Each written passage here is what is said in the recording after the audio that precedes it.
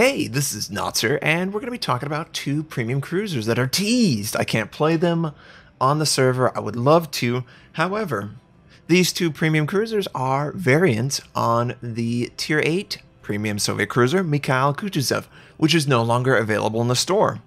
Reason being, too powerful. So the first one, the Tier 7 premium Soviet cruiser, Lazo, and then, from the developer blog post, we have the Tier 8 Pan-Asian cruiser, Ariane. Both of these are going to be premium, and both of them are going to bring their own unique feature, their trait, to the Mikhail Kutuzov platform. Now, the starting hit points for the Lazo, it's 36,300. The starting hit points for the Ariane is 41,200.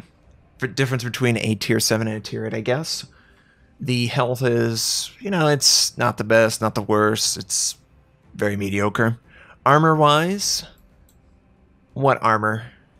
16 millimeters everywhere, top of the hull, top of the deck, bow and stern, even at the waterline of the bow, there's no extra armor there. Superstructure, 13 millimeters.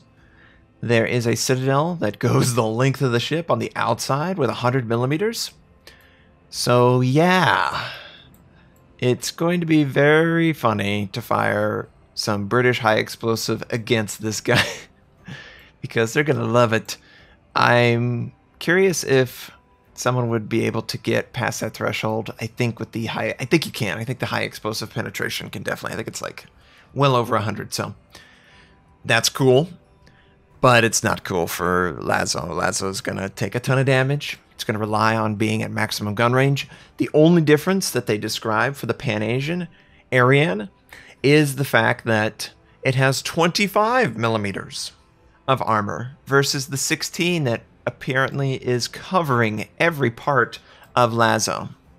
So, very low armored. It has 12 152 millimeter guns. It has a maximum gun range of 17.3, which is much more shallow compared to Mikhail Kutuzov. However, it has access to a spotting aircraft. Now, it can only use a spotting aircraft. It can't use a smoke charge, which is what the Mikhail Kutuzov was known for. So you can sort of get back that 19-kilometer range that the Mikhail has base if you use the spotting aircraft. For the Ariane, the module is slightly different. It has 17.5-kilometer maximum gun range, but it does not have access to a spotting aircraft. We'll get to what it has access to. Secondaries, mediocre, short range. The torpedo systems on Lazo are purely emergency in nature. Emergency defense, 4-kilometer range. There's only 3 per side. There's the launcher, and there's the other launcher. So very vulnerable if an enemy were to be point blank, and you would need torpedo systems compared to Mikhail Kutuzov.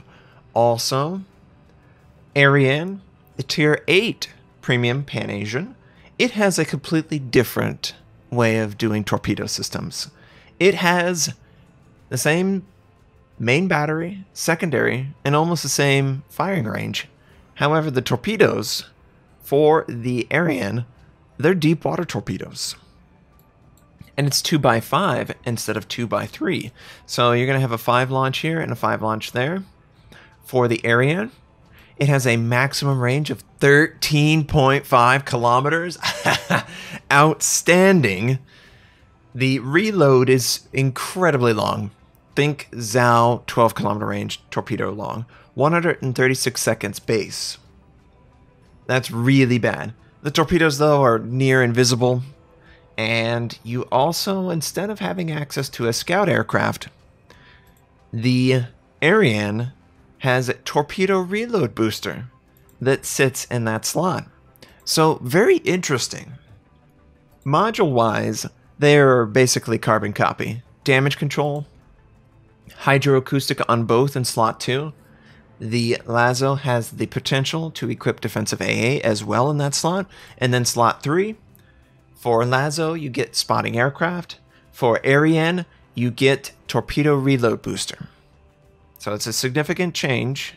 The maximum effective range for Ariane is 17.5, which might feel a little shallow considering all the armor that you lack. You have no armor whatsoever.